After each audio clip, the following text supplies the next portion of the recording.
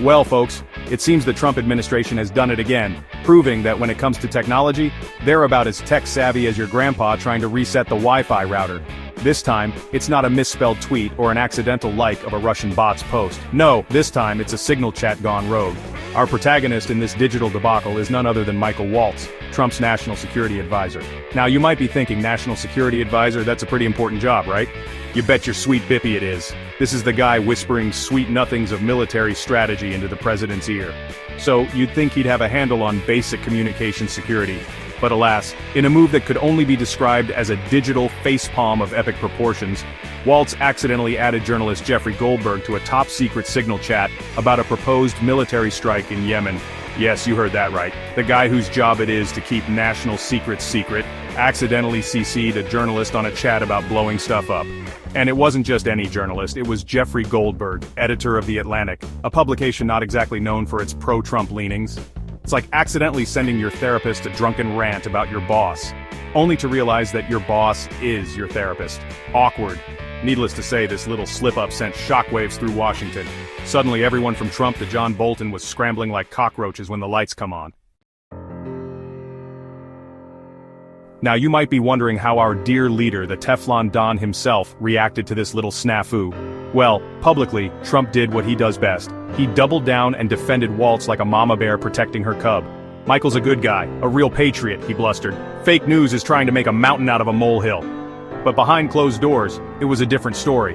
Sources say Trump was spitting fire, furious that his national security advisor couldn't operate a smartphone without jeopardizing national security. Apparently he even considered firing Waltz, which, let's be honest, is about as surprising as the sun rising in the east. But then, something peculiar happened. Trump, in a rare moment of self-awareness, realized that firing another national security advisor would make him look bad. Can't we just blame Obama for this one too? He probably muttered to no one in particular. And so, Waltz lived to fight another day, his job hanging by a thread thinner than Trump's patience with a malfunctioning tanning bed. Now, Waltz wasn't exactly sitting pretty even before the Signalgate scandal. See, he's what you might call a hawk, a guy who sees a foreign policy problem and immediately reaches for the biggest, baddest military solution. This put him at odds with certain factions within the White House, most notably Vice President J.D. Vance and Chief of Staff Susie Wiles. Vance, ever the pragmatist, reportedly questioned the wisdom of military intervention in Yemen, suggesting that maybe, just maybe, there were other ways to protect European shipping lanes. Wiles, on the other hand, couldn't care less about foreign policy. Her main concern is keeping Trump happy and his fragile ego intact. And let's just say that having your national security advisor accidentally leak classified information to a journalist doesn't exactly scream competence. So, with the Signalgate scandal, Waltz found himself in a political pressure cooker, caught between the hawks who supported his aggressive stance and the pragmatists who saw him as a loose cannon. Now, you might be thinking, hold on a minute, wasn't Pete Hegseth in that signal chat too? And didn't he also share sensitive information? You'd be right, dear viewer, you'd be right.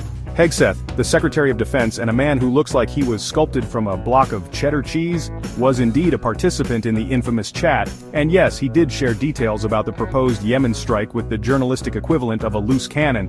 But here's the thing about Hegseth, he's Teflon-coated, he's got that special brand of MAGA magic that makes him impervious to scandal. He could probably shoot someone on Fifth Avenue and his poll numbers would go up. So, while Waltz was sweating bullets and contemplating a career change in used car sales, Hegseth emerged from the Signalgate scandal unscathed. It's enough to make you believe in double standards, folks. And then, just when you thought this whole saga couldn't get any weirder, John Bolton entered the chat. Bolton, Trump's former national security advisor and a man who looks like a sentient thumb with a mustache, wasted no time in throwing Waltz under the bus, using Signal for sensitive information. Amateur hour, he scoffed in an interview. We have secure channels for a reason, people. But Bolton wasn't done there. He also took aim at Vance, calling his skepticism about the Yemen strike downright dangerous and accusing him of being soft on tyranny. It was a verbal smackdown of epic proportions, the likes of which haven't been seen since the last time John Bolton opened his mouth.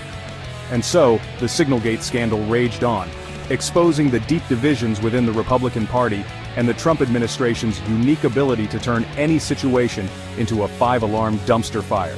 Who knows what the future holds for Michael Waltz? Will he survive another day in the Trumpian jungle, or will he be tossed aside like a lukewarm Diet Coke? Only time will tell, but one thing's for sure, This isn't the last we've heard of Signalgate. Stay tuned, folks, because this show's just getting started.